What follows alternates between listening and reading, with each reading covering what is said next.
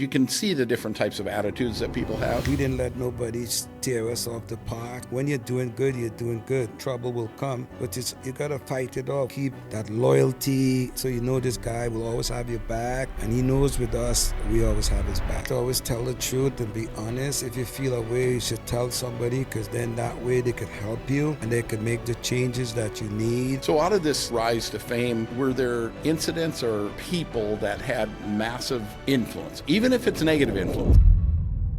Today I'm joined by Rasta Phil. He is a longtime figure in the entertainment world. He grew up in the early days alongside Mark Wahlberg, who's been a longtime friend, even still today. Over the years, Rasta Phil has built relationships with some of the biggest names in the entertainment world, while earning a reputation for authenticity, loyalty, and staying true to who he is. From the streets of Boston to high-level rooms in Hollywood, he has truly mastered the power of influence. Rasta Phil, welcome to the Power of Influence.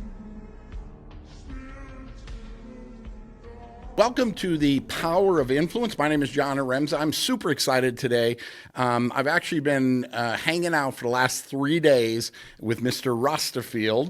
He's out of Toronto, from Boston, and I'm telling you, this guy, you can tell a lot about a person by the people they hang around with, and the people that they know, and the people that know them. And this guy knows everyone, and literally everyone knows him. It's almost like having a VIP in, a card or something, because whenever you go anywhere, everyone knows Mr. Rasta Phil. So, Ross, thank you for attending the podcast today.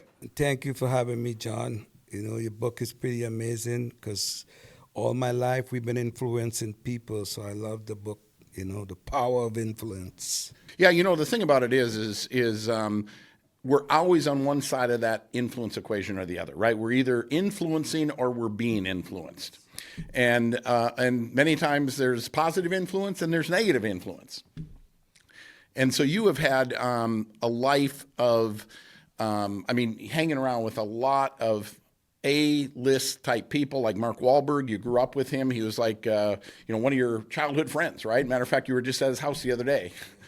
And he outfitted us with this incredible municipal, yes, brand. Very nice clothing, And the thing about wearing this clothing is, I know this guy, he worships the same God like me, so I understand. That's why I'd wear his clothes endlessly, you know what I mean? Because sometimes a lot of these people, you're wearing their brands and you don't know where their life is, and you're worshiping some other person, Yeah, I think that's an important point, because you look at someone today, right? Look at yourself, you look at Mark or whatever, and you look at their life today, but there was a life before that life. Yes.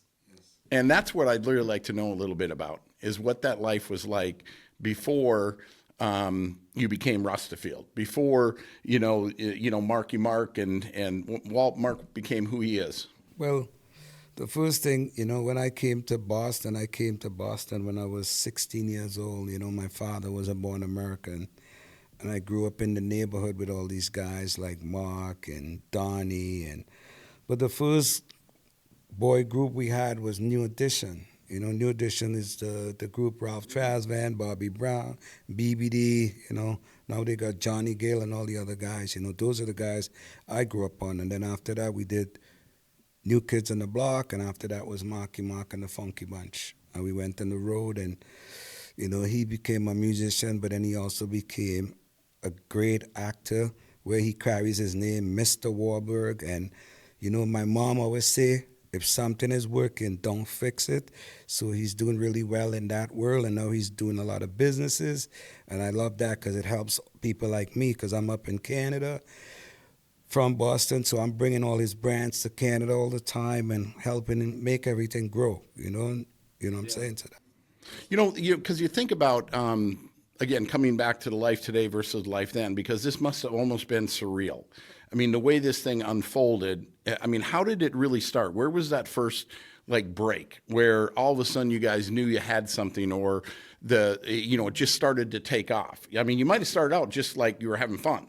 No, well, it did and it didn't, because it's just, we never knew things would blow like that. I just think that Mark is this kid who, he gets an opportunity, he takes it very serious and he just goes at it very hard.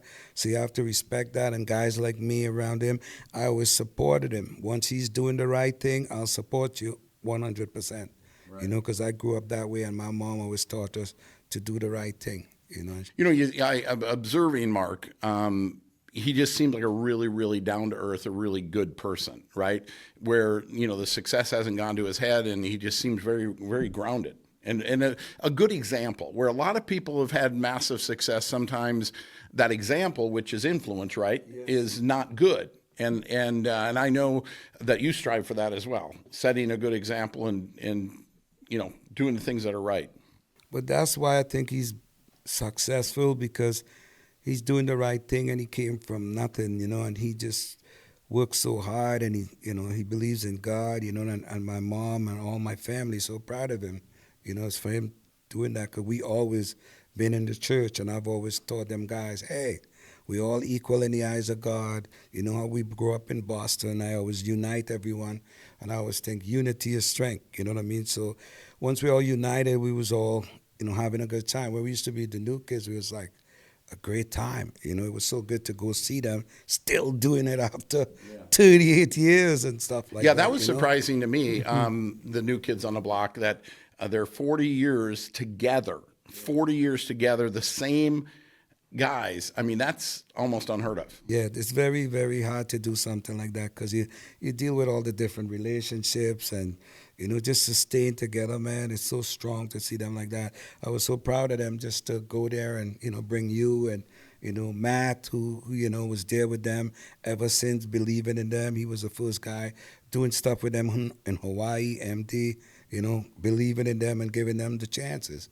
And he did the same for me, too, because when I was out there touring with Mark, he saw me, and then he tell me, hey, you better come back and open up the shows with Mad Cobra. And back then, Mad Cobra had the song Flex, Time to Have Sex, and it was the hardest song back in them days. I was so happy to be with this Jamaican artist. I was so proud to be there with them, and we had so much fun, in Hawaii.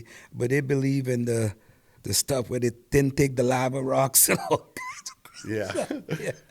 So you talk about, somebody believed in them, right? And I know that you do that personally. I mean, you've got several up-and-coming, singers and artists that you are kind of wrapping your arms around, your brand, your, Rasta Phil Entertainment or Rasta Phil Productions.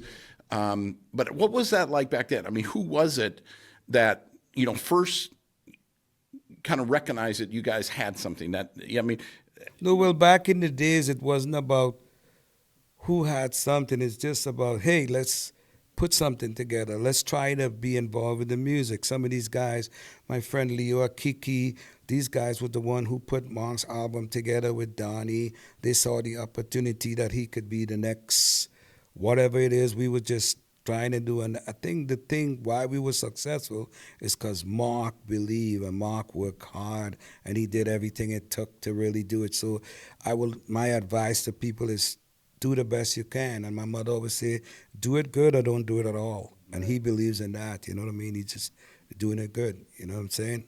Yeah, there's no question, there's no replacement for hard work, right? I mean, you have to work hard. No matter what is going on, without the work, not much is going to happen. Yeah, you're right. You're right about that. Everything has to be in order. And then we didn't really we just picked a bunch of friends who helped us put everything together. And with me, it's a little different because I went home to Trinidad because I met the first African-American to be in Congress. His name was Mervyn Dimley, and he saw me on the show. He introduced me to a guy named Dick Griffey. Dick Griffey was the guy who started Motown with Barry Gordy and all these kind of guys. He had Diana Ross, Jimmy Jam, and Terry Lewis, Babyface. He was handling all those guys. But then when I went home to Trinidad, the reason I did that is because I was the only guy in the world kind of singing this music. And I wasn't from Jamaica. I was from Trinidad born. And Trinidad, we sing soca, reggae, R&B. So we are more world beat, you know what I mean? So when I went home to Trinidad, I met a lot of people. I met the original T-Bar. And we started a company called Black Star Original. But now it's my nephew, Tomo that's running my whole thing down there. He works with all the artists, and this sound that we have is very unique. It's like a gospel type of reggae sound, so it's kind of unique. You know That's what I not mean? the one we were listening to earlier. Yes, some of it. Yeah, I was letting you hear. Yeah, Yeah, I mean the one where you're brick by brick, yeah. board by board. That's the neighbor's foundation. Make homes for everyone, from the elders to the youth. Yeah. To every daughter, every son, a foundation of unity. We rise as one. Yeah, that's Yeah. the lyrics in that song is phenomenal. Well, we could play it. We'll let everybody hear it. You know, we'll Yeah, introduce it to the crowd because it's a great song for everyone to listen to. And that's not actually released yet, right? No. When I have a lot of songs that's unreleased because I love the music for myself and I paid for it. But now this year is when I'm going to release everything. Yeah, that one that we were listening to, the brick by brick, board by board, that is going to the top of the charts. That's Thank a you. really good song. Yeah. Well, the thing is that, Mark is funny. I send it to him, but he goes, I like that song. But what did they use on your voice? What did they what? What did they use on my voice? I said, man, you heard me sing for a long time. You've been doing too much acting. And we just laughed about it, and he said he loved it, so I was glad, because I always send everything and run it by him, because he's a big critic. If you don't like it, he'll tell you the truth. I don't like it. He'll give you the honest answer, and that's sometimes what I need, the honest answer. Yeah, well, it's funny because we're listening to it in the car, and you're singing along with it. And I'm thinking to myself, wow, you're as good as this guy on this. And here you tell me later that was you. Yeah, that was kind of funny. It's funny, It is, man. Yeah, so what big projects do you have on? I know you got several. I mean, that young gentleman that you were playing some of his music, your nieces are involved. You're helping them. We have the young Diesel, he's from Toronto, but, my guys in Berlin, they've been working with him, and these guys are unique. They built a sound for us. He's working on a show right now. He's the Jimmy and Georgia show. He's like an actor first, right? So we're going to break him into the music. I know what I listened to was phenomenal, and he really has a look too. Yes, he's a good kid. So too. Do you look for certain characteristics? I don't look for no one. Everything comes to me organic. Really? I was in the studio with these guys, my boy Felix and them. They had a studio there. My boy Patrick brought me into the studio, and Patrick knew the kid's mom and everything. And then they were performing, and I was in the studio recording, listening in the listening room. And then his mom walked out the room, and he walked out the room, and I whispered to Felix, do you know what you got there, brother? That kid is amazing. He could be the next, whatever we need him to be, Justin Timberlake, Beaver, whoever, because this kid is so talented. And he was 14 years old. Wow. You know what I mean? I think I met him when he was 13, but he was 14 last year, and he's 15 this year. But the kid is amazing. He's a good kid, too. Great kid, man. So let me ask you, this group, this entourage, so to speak, right? That grew up, because I know the movie Entourage is because Mark was involved in that. Is that kind of based off of his life? Or yeah, I think it's based off of his Hollywood life, not his life before all of that. We got to now make before the Entourage. Yeah, because that's Mark. And you're working on that, right? Yes. The life my before story, the Entourage. Yes, and that would be my story before the Entourage, because I was if you look at a lot of things, Mark would tell you I'm the first celebrity he's ever met in the hood, you know what I mean? So you just Google a lot of stuff, you'll see a lot of stuff. So out of the group that you guys all hung around together, you're going through this crazy experience and meeting unbelievable people and it's just unfolding. Out of that group, is everyone still kind of friends, or are there some people that maybe No, well, the original people like Ace, Johnny Drama, all the guys, the original guys from Boston, myself, Mark, we all still friends, and we'll always be friends. We're like family, you know what I mean? Because sometimes some guy, he goes on set, he says, hey, Donnie, Rasta says hello. Oh, that's my family. You'll tell them straight up, that's my family. Right. You know what I mean? So, because we've been together for so many years, we watch each other from nothing to something. So these are the guys you want to keep around you, to keep that loyalty, you know what I mean? So this guy will always have your back, and he knows with us, we always have his back, man. You know what I mean? We always have each other's back, and that's what it is about family. And my friend Mauricio will tell you family first. You know what I mean? Family first. So out of this, this rise to fame, were there incidents or people that had massive influence, even if it's negative influence? I mean, can you think back to something that was, because they say everybody's teaching something, either what not to do or what to do. Yeah. Well, when we were doing that, we more stayed focused on what we wanted to do. We didn't let nobody steer us off the path because, when you're doing good, you're doing good. The trouble will come, but you got to fight it off. We always say a little prayer or two. When we did our performances, we always say a little prayer. We always ask God to help us. And we just always keep on a real focus, keep an open mind of everything we're doing. And we just, live good with people. You know what I'm saying? So we never really had no ups and downs like that. We always was, positive. If we see something, we go the other way because we learned it that way. My mom says, do the right thing, be honest with people, tell the truth. So we always kept it that way. And my mom, my father's been dead since I'm 7 years old.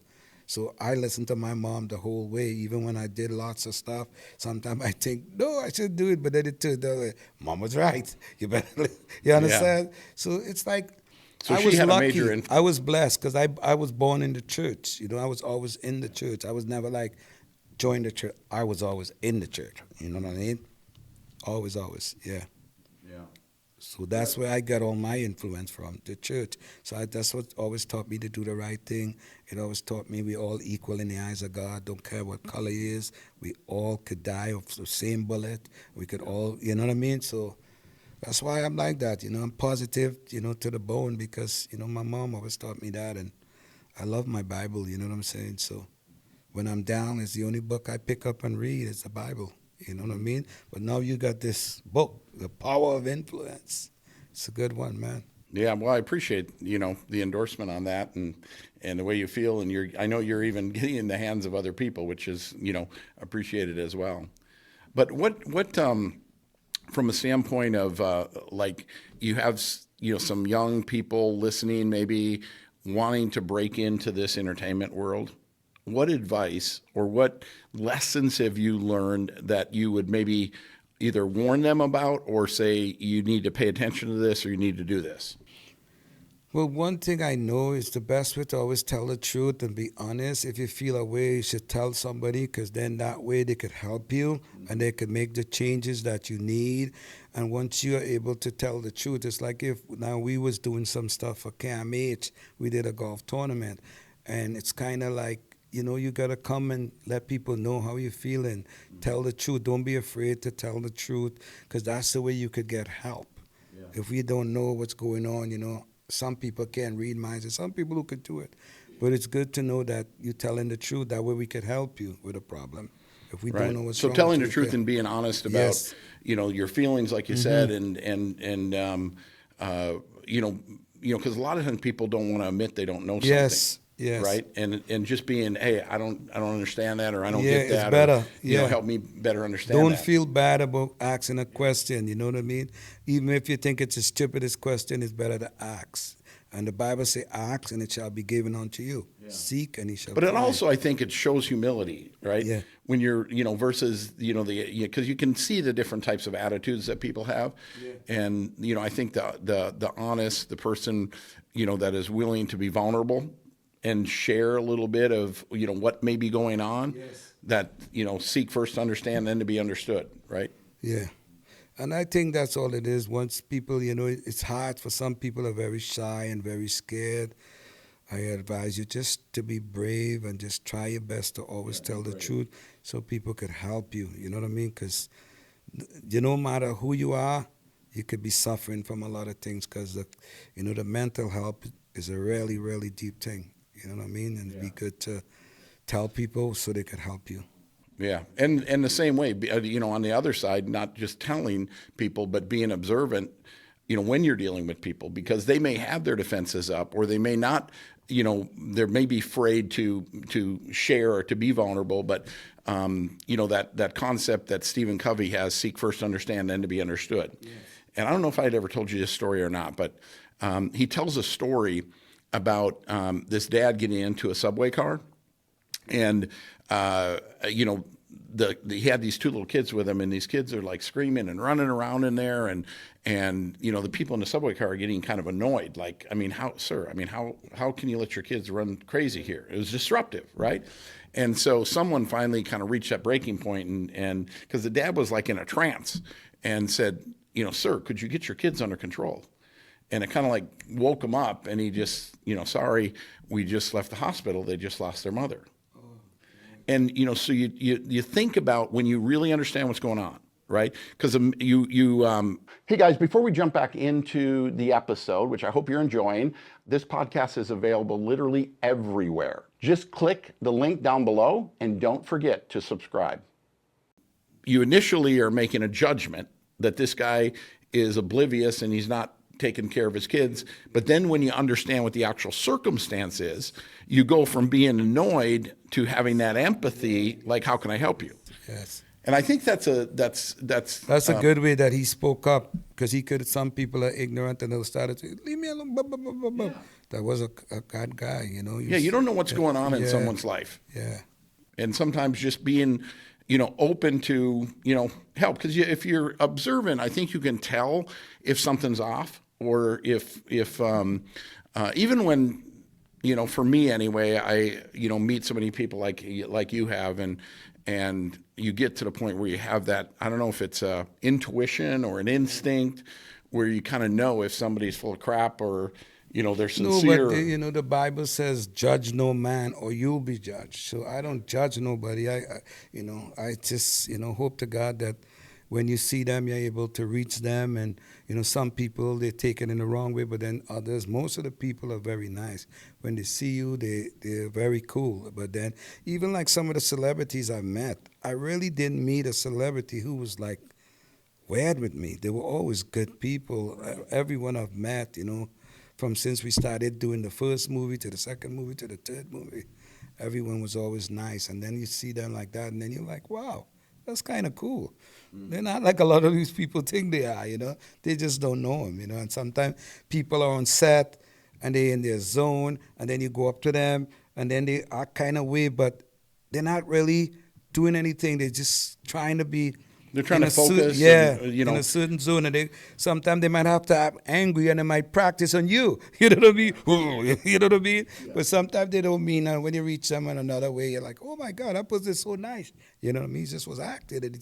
You know what I mean? So you have to, like you say, you don't know what people are going through. You got to learn and just understand, and always be forgiving with people in case you see, because look at what happened with that guy on the train. With his son. I know everybody felt probably bad even saying anything to him. But that's how life is. If you didn't ask him, you'll never know what was wrong with him and the kids. So it's good. Yeah. One of the things that I really believe strongly in too is, and I know that you've lived this as well, and that is every decision we make, regardless of how small or insignificant it may seem at the moment, it has an impact on your life. I mean, every single thing. I mean, us meeting, connecting through Juvie, and it's just, everything all day long is going on, and it's the decisions we make about it that steers that ship. And if your ship's not going in the right direction, if it's ending up on the rocks all the time, you need to maybe think about the decisions you're making, right? And Juvie's been like a G to me, man. She's like the Michael Jordan, the Kobe Bryant, you know what I'm saying? Yeah. The LeBron of her game. Yeah, she's intense. She just came in and you don't tell her took no. it to the next level. Yeah. Well, sometimes you need that. You need a person like that to whip the strap and say, let's go, let's get this done. You know what I mean? I love that, She's like a big sister, an aunt, whatever it is, I'm like a big brother, whatever we're doing. I just love it, man, and we make a good unit along with our friend Jacob, you know what I mean? It's amazing, you know what I mean, how we do that brand voice. Ooh. Yeah. And because you've worked with Brand Boys for quite a while, right? Yeah, well, Jacob's dad was the one who really started Rasta Phil Entertainment. I went with him, was doing some water deal, and he was like, your brand is amazing. You should be focused on Rasta Phil. And he was like the biggest guy. He was putting music with Labatt's Bear, and he was the first guy doing that. They went super core. They started because I'm a girl. These guys are amazing. So when you meet this kind of guy and you grew up without a father and a grown man is talking to you like that, it's just you have to listen and you have to pay attention. And he helped us, and we did a thing for Miracle Day with CIBC. We raised $6 million for Miracle Day. Nice. You know, with Mark, and we brought him in and Ty Domi. We had a good time. It was so good. You know, we did it with Mark Youth Foundation, so it was great. You know what I mean? Up to now, they still work together with those people because of Jacob. You know, Jacob put it all together and still work with the bank, and it's great. Yeah, I mean, you know, I met Juvie, I think like 10 years ago. And so we worked together for a while, and then we didn't work together, but we always stayed in contact, right? And then she ended up coming to Vegas for her birthday or something, and we got together for dinner, and we started working together a little bit. And then this, you know, that's the other thing is you don't burn bridges, right? Because I don't know how to burn one. Yeah, exactly. Yeah. You know, I've been in a situation in some of the other businesses I've been with. You know, you think you have somebody that you're really close to, or that it's a real relationship, and then you go a different direction. You know, and all of a sudden they're like not your friend anymore. Wow. And I find that that's crazy. I mean, I'll be your friend as long as, you know, there's something in it for me. Yeah, I don't like that at all. You know, sometimes you know. I have a lot of friends who did that, but they always come back because I keep on my path and I know I'll do the right thing regardless of if you're here, if you're not here. That's how I learn, you know what I mean? So I don't change my way for nobody. Once I know I'm doing the right thing, I'm focusing. You know what I mean? Yes. You know, so this is like I said, this is exactly why I wear this clothes. And I love Mark, he's my virgin and everything, but I know what he does with his life and how he is, and you know what I mean? It's like I'd rather wear his clothing, his stuff, you know, because we are brethren. And I love to build something with him from the bottom, like how we did everything else, you know? I was just so glad he started getting into the clothing now, and, you know, I'm wearing this all the time, you know, every day, all the time, you know what I mean? So... yeah, it's comfy too. Yeah, it's very, very comfortable, man. Yeah. And especially up in Canada, you need a lot of these sweaters. You know, it's cold up there all the time, you know. You guys still have it nice down here in Vegas. It's not bad. You can look up the mountain and see the snow. I think that's so unique. You know what I mean? It's very cool. Yeah, I don't think many people realize that, you know, they think of Vegas as this hot desert. Yeah. And yeah, in the summer it gets hot, but... I mean, you know, the Mount Charleston, 45 minutes away, you can go downhill skiing. Yeah, that's amazing. That I like to see. You know what I mean? I love that. You know, to see the white mountains from here, and it's like, what we do, man, is so good. You know, it's like we're here. It's beautiful. The Power of Influence, beautiful book, man. John, I appreciate what you did, man, because everybody's influenced my kids, my grandkids, you know. Right. Well, I don't think people realize that it starts... when you're a baby, yeah, right? I mean, everything around us is influencing us, right? I mean, our parents are influencing us, the kids. Matter of fact, I heard another really great story, and it was in this book called The Traveler's Gift. And the Traveler's Gift, and this guy traveled back in time. He had an accident, and I don't know if it was like in his dreams or whatever, but he traveled back in time meeting very influential people. Right, and one of the people he met back in time was King Solomon. Whoa. And you know, King Solomon asked him if he had any kids, and he says, "Yeah, I got a young girl, you know, named Jenny." And he says, "Do you ever worry about who Jenny hangs around with, who your daughter hangs around with?" And says, "Oh yeah, when she gets with the wrong crowd, we see it in her attitude, you know, the way she acts out and everything. We definitely see that." And then he went on to say, "At what age do you think that stops?" Wow. You know, does it stop at 21? Does it stop at 32? It never stops.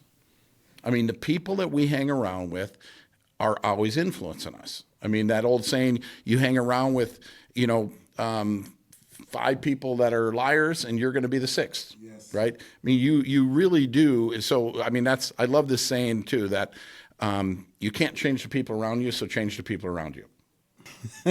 Right? I mean, because part of it is if you're struggling in life, the people around you are probably struggling. And if you just try to pivot to get to a better crowd that's going to have a better influence on you, it's going to start manifesting in your own life. I understand. I see that too. I mean, you look at the crowd, the people that you grew up with, the people that you've lived your life with, the incredible, influential and highly successful people that you rub shoulders with. Yeah, well, the thing with me too, that's how I got to Canada too. I went with Mark. We was in Germany doing music, and they called him to do a movie, and we went straight to Vancouver, and it was the nicest thing ever. And then I loved Canada so much, it was so multicultural. I was like, wow. And then the biggest festival that they do in Canada that makes Canada the most money is from my country, Carnival. You know what I mean? They do the caravan up there. Even though we won't use their thing for commercial, we still love the way that, Canada is built up. And it's so multicultural. It's amazing. You see every race there, and they living like that down, and you could see the difference of people changing, and like you say, the influence, different people are influencing. It's the different breed, the Punjabi, the this, the that, It's just nice to see that, you know what I mean? Anyone could be something over there, and the government helps you a lot there, with movies and different things. So I like to see that too, Ben, because everybody needs a little help, you know what I mean? And once the government is helping you, it's great. Yeah, well, Canada is a beautiful country. I've traveled all over Canada. Oh, wow. Yeah, Good. I mean, I've been almost everywhere in Canada. I've even been to the Northern Territories fishing, and up with the muskox and the permafrost, and wow, yeah. That's good. Yeah, I didn't know that. That's good. So Canada. Canada's beautiful, man. Yeah, well, and I spent most of my adult life, early, adult life in Fargo, North Dakota, and so I was right across the border from, Winnipeg or from Canada. So it was easy to come up. Yeah, easy Canada. To come up. But I did. I mean, even as a kid, my dad used to take us up to Lake of the Woods, fishing, and then my first job, working in this factory, and we'd always once every year around Memorial Day weekend, we'd go up, get a houseboat and go fishing. It's just such a beautiful, beautiful country. It's pristine. Yeah, it's nice. I'm fortunate to be living there, and and I love there. I have a bunch of artists there. I was part of all that stuff going on there in Canada in the music scene. And if you look, we have a lot of the top musicians out of Canada. So it's kind of, I feel blessed to be there because I love music too, as well as the movie business and all the different things that we do. You know what I mean? And that's kind of intermingled in your life. Everything you do is kind of linked somehow to music or to entertainment. Yes, yeah. What other types of hobbies or things do you like to do? Well, I like to help a lot of people. Like right now, I'm working with this company. That's why I made the song for them, the Neighbors Foundation. They're building affordable homes for everyone because we were tired of people, paying $3,000 to $5,000 a month, and they don't even own a house. Mm-hmm. So we're now trying to get people to put on $30,000. Pay $15,000 to $2,000 a month, and you own your own house. So we started in Canada, but already a lot of people in Miami, Boston, Africa, everybody's coming at us because they like what we're doing, because we have to change the game, man. And you have to be a leader. You can't follow, and you got to help people now because it's so much homeless people.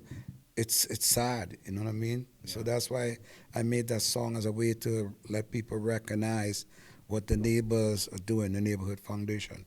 Yeah, I mean, it's funny because I even find myself kind of humming or saying those words, just listening to it twice.